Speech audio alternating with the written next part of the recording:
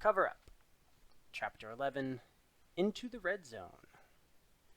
Stevie walked to the party with Bobby and Tamara. He and Susan Carroll had decided not to say anything to them about the drug test until after they'd heard what Brennan had to say in the morning. "It might help if we can say that we haven't talked to anyone about this yet," she said. "It might make him more comfortable." Stevie agreed. What's more, there wasn't anything Kelleher or Mearns could do before morning anyway. Letting it ride until then couldn't hurt, and it might help. Plus, they wanted to hear from Eddie how many people were in the know on this. They didn't want to start asking too many questions and tip their hand to the wrong people. The Marriott was only a 5-minute walk from the Westin, but the walk felt like 5 miles to Stevie. The wind was swirling, and with the sun going down, the temperature had dropped well below freezing. "They couldn't hold this thing at the Marriott," Kelleher said, his teeth chattering a bit as they walked up the drive to the Westin. "The NFL people are staying here," Mearns said. "If anyone's going out on a night like this, it isn't going to be them." "I suspect that the commissioner's staying at the Canterbury," Kelleher said. "Probably," Mearns said, "but he isn't walking over." The ballroom of the Westin was the single largest room Stevie had ever seen. Once they had checked in and been given name tags, they found themselves practically tripping over celebrities everywhere they turned. Within 5 minutes, Stevie had spotted, among others, Phil Mickelson, Derek Jeter, Albert Pujols, Wayne Gretzky, yet again, Peyton and Eli Manning, David Letterman, Bob Costas, Ben Affleck, and Matt Damon. "I think Susan Carroll will faint if she gets anywhere near Matt Damon." Stevie said, "I might faint if I get anywhere near him," Tamara said, smiling. They made their way into the middle of the room, where Stevie could see a massive buffet with enough food to feed the entire population of Indiana. He was about to tell Mearns and Kelleher that he was going to get something to eat when he heard a voice behind them say, "Well, well, what a surprise. Free food and Bobby Kelleher in the same place." Stevie turned and saw a short man with dark hair and thick glasses standing a few feet away from them. 2 very large men Stevie took to be bodyguards stood a couple of feet behind him. Kelleher looked at the man with barely concealed contempt. "Don, seeing you makes this anything but a free meal," Kelleher said. As soon as he heard the name, Stevie figured out that the sneering little man was Don Meeker, the owner of the California Dreams. Kelleher's column on him had run that morning. He said that the Dreams were exactly the kind of team he'd like to pull for. The underdog. Lots of young players, a rising star quarterback. Unfortunately, their owner was the kind of guy you had to root against. An obnoxious bully who thought that being rich gave him the right to treat people like dirt. He had cited several examples of Meeker's boorish behavior to back up his premise. Stevie thought the column was a riot, but seeing Meeker and Kelleher face to face wasn't so funny. "What gives you the right to libel me the way you do?" Meeker said. "You don't know me well enough to rip me." "I know you plenty well enough, Don," Kelleher said, his voice a lot softer and calmer than Meeker's. "I know that you fired a secretary in your public relations department who was 20 years older than you because she called you Don instead of Mr. Meeker. I know you screamed at an elevator operator in your stadium because she let someone get on the elevator with you. I know you fired your defensive coordinator because you told him to bench a cornerback, and he didn't do it. You want me to go on? There's plenty more I didn't print." Meeker was red-faced. "Why don't you write about the money I give to charity? What about that?" "Your motives aren't so charitable if you're only doing it to balance out your bad press. I'm willing to bet that Steve Biscotti gives more money to charity than you do, and he would never bring it up to anyone." "You better not ever try to cover a game in my stadium," Meeker said. "You'll never get inside." Kelleher laughed. "Oh, please. Go ahead and deny me a credential. You'll make me famous, not to mention a hero. Judge a man by his enemies, Donnie. I'm happy to count you as one." "You call yourself an objective reporter?" "Absolutely not. I'm a columnist. They pay me for my opinions, while you have to pay people pretty well to listen to yours." Meeker's response was a profanity, one Stevie frequently heard in school, but which was strictly verboten around his parents. Clever, Kelleher said. He was about to go on when a man with a well-coiffed blonde hair walked up and put an arm around Meeker. Now, Don, we're not quarreling with the media tonight, right? He said. We're all here to celebrate a great season and to have a good time. Stevie recognized the man right away as Roger Goodell, the commissioner of the NFL. Clearly, he didn't want one of his owners yelling profanities at a reporter in front of a room full of media. A small crowd had gathered around Meeker and Kelleher as Meeker and Kelleher went at it.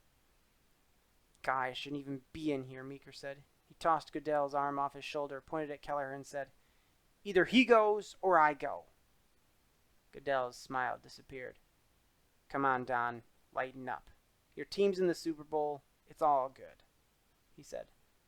Don't tell me to lighten up, Meeker said. And don't call me Don. Remember who you work for. He turned and stalked away, followed closely by the bodyguards. Goodell looked exasperated. Bobby, you don't have to print this, do you? He said. Kelleher looked at him. All due respect, Commissioner, but are you kidding me? Goodell put a hand up.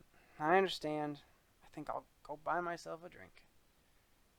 Kelleher was swarmed by other reporters who had only seen part of the confrontation. Stevie decided it was time to find Susan Carroll, who had to be around somewhere.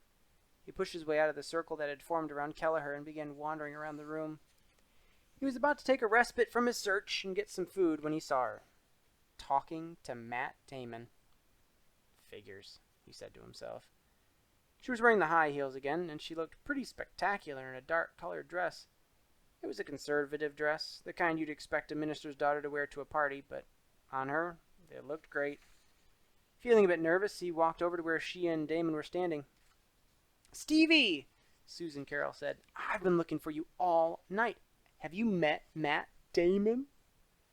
Sure, Stevie thought. Matt and I go way back. No, I haven't, he said, shaking hands with Damon. Nice to meet you, Mr. Damon. It's Matt, he said, with a friendly smile. I'm not that old. I read the story you wrote on Ed Brennan and his high school buddy, the equipment guy. It was really good. It'll be on CBS later tonight, Susan Carroll said. I'll have to watch, Damon said. Matt's in town doing research on a movie, Susan Carroll said. He's thinking of doing something based on Ed Brennan's story. That could make a great movie, Stevie said. Damon nodded. I think so. Plus, we've got to love research that brings you to the Super Bowl. Someone was calling his name. Damon shook his head. Gotta go, he said. My agent wants me to meet some of the money here. Believe me, I'd rather chat with you two. He shook hands with both of them. Enjoy the week, he said. I'll be watching for your stuff. Susan Carroll, if you ever want to get into acting, give me a call. She laughed. I like journalism, she said, but thanks. Damon walked off, heads turning to follow him. Stevie noticed as he crossed the room. If you want to sigh about him, I won't mind, he said. He seems extremely nice. I thought so too, she said. What was that commotion I saw a little while ago over at the buffet? Let's walk outside and I'll tell you about it, he said. They headed out of the ballroom into the lobby, where it was 10 degrees cooler and 10 decibels quieter. Stevie had just given Susan Carroll the blow-by-blow when he noticed that Don Meeker had not yet left the building. He and his bodyguards were standing with another short man who appeared to be accompanied by his bodyguards. Hey, look at that, Susan Carroll said. It's Little Donnie and Little Danny. Sure enough, Dan Meeker was talking to Dan Snyder, the owner of the Washington Redskins. Meeker appeared to be doing most of the talking, waving his arms angrily. He's probably telling him about what happened with Kelleher, Stevie said. He's got a good audience then. Snyder hates Bobby, Susan Carroll said. I think Bobby's the one who first started calling him Little Danny. Stevie giggled. Can't imagine why that would upset him. Look at the two of them. They look like a couple little wind-up toys. Meeker and Snyder shook hands, and Meeker started to walk away. Come on, Susan Carroll said. I've got an idea. Without waiting for him to respond, she started walking as fast as she could in heels, reminding Stevie that he needed to ask her why she was wearing them again. He followed her as she followed Meeker and his bodyguards, who were headed for an escalator. Mr. Meeker, she called. Excuse me, Mr. Meeker. She had put on her full Southern accent, the one that had caused Stevie to start calling her Scarlet. Hearing a female voice, Meeker stopped a few yards short of the escalator, turned around, seeing Susan Carroll walking in his direction, smiled. Meeker smiled. Yes, he said. What can I do for you, young lady? Susan Carroll gave him a smile. My name is Susan Carroll Anderson. I just wanted to meet you because I've so admired the way you've built the dreams. Mr. Meeker's smile was now a smirk. Why, thank you, young lady. What brings you here tonight? Oh, well, I do this little show on USTV, Kid Sports. Not anything you would watch with your schedule, I'm sure. Meeker grunted. I don't watch much TV. Most of it's crap. Your network is better than the others, I'll say that much. Susan Carroll looked sympathetic. Oh, I know, she said. I don't think the media have gotten your story right at all. It must be so hard to own a team, and you've come so far so quickly. Stevie was tempted to slap a hand across his mouth to keep from laughing.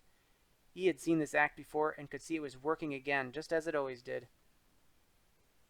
No one knows how hard it is to own a team, Meeker said, completely charmed. For someone so young, you are very wise. And very pretty. Susan Carroll appeared to blush. Do you think there's any way we could get you to appear on our show? Stevie wondered where she was going with this. Meeker was well known for not talking to the media at all, at least not publicly. He was famous for calling a small handful of reporters he liked and leaking dirt about other people, sometimes his own players and coaches. That was always attributed to a source close to Dreams owner Donald M. Meeker. Meeker was shaking his head. I'm afraid I have a strict policy against TV interviews, and if I appeared with you, I would be bombarded by everyone else wanting me to. He snapped his fingers at one of his bodyguards. Notebook, he said. The bodyguard reached into his coat pocket and produced a small notebook. Pen, you idiot! Meeker roared, making Stevie wish the bodyguard, who was almost a foot taller than Meeker, would simply crush him like a grape. Instead, he produced a pen. Meeker opened the notebook and wrote something inside of it. He ripped the page out and handed it to Susan Carroll. If you have any questions about our team, or if you want to know what's really going on with the league, you call me, he said. That's my cell phone number. There aren't a dozen people who have it, so please don't share it with anyone. But I'll gladly talk to you. Strictly background, of course. Susan Carroll took the piece of paper and turned the wattage up on her smile. Oh, that's so nice of you, she said. I know how busy you must be, but I will call because I know I have so much to learn from you. I can learn so much from you. Stevie felt just a little bit nauseated. He noticed that one of the bodyguards was eyeing him. Maybe he should tell him that he was Susan Carroll's bodyguard. Meeker had moved a step closer to Susan Carroll. In her heels, she towered over him. He had taken her hand. People don't understand me, he said. I enjoy helping people. That's why I do so much for charity. She smiled down at him. I've heard that. Well, it was a thrill to meet you, sir. Pleasure was mine, Meeker said, still smirking with self-congratulations. He turned toward the escalator, snapping once more at his bodyguards who fell into place, one in front, one behind. Stevie and Susan Carroll watched as they disappeared at the bottom of the escalator. What was that all about? Stevie said. This, Susan Carroll said, holding up the piece of paper on which Meeker had written his cell phone number. At some point, we're going to want to talk to him, either for a comment or try to bluff some information out of him. I couldn't imagine any other time we'd get that close to him. I thought being close to him was a pretty disgusting experience myself. She nodded. Completely gross. What a jerk. I feel like I could take a shower, but it worked. What would you have done if he had said yes to going on the show? She shrugged. I was pretty sure he'd say no, but if he had said yes, the US TV people would have been thrilled. They would have been running around screaming, "Exclusive! Exclusive!" even if he didn't say anything worth hearing, which he wouldn't. So, what do we do now? She shrugged. We wait to hear what Eddie Brennan tells us tomorrow. That sounded about right to Stevie, and so did going back inside to finally get something to eat.